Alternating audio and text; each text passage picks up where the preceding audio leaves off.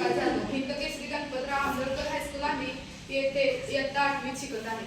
मी आज एका महान व्यक्तिमत्वाविषयी बोलणार आहे ज्यांनी आपल्या प्राणांची आहुती दिली व धर्म स्वातंत्र्याची दीप कधी विझू दिला नाही.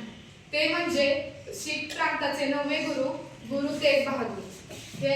गुरु तेग बहादूर हे बालपणापासूनच खूप त्यांच्यात शौर्य, धैर्य, ईश्वर भक्ती असे खूपच गुण होते. त्यामुळे त्यांना तेग बहादूर हे नाव मिळाले. तेग बहादूर म्हणजेच एक धैर्यशील तलवारबाज. धर्मासाठी जगणे हे महान आहे, पण धर्मासाठी हसत हसत मरण पत्करणे, बलिदान देणे ही एक यशोगाथा आहे असे त्यांना वाटायचे.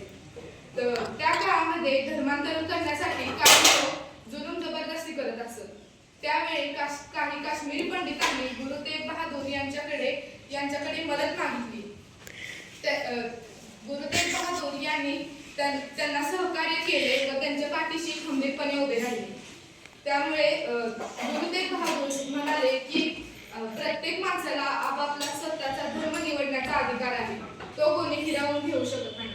शेवटी 1675 मध्ये दिल्ली येथे त्यांनी स्वतःचे बलिदान दिले. धर्म स्वातंत्र्यासाठी स्वतःचे बलिदान दिले. त्यांचे बलिदान फक्त शीख प्रांतासाठी किंवा एका धर्मासाठी नव्हते, तर पूर्ण मानवतेसाठी होते.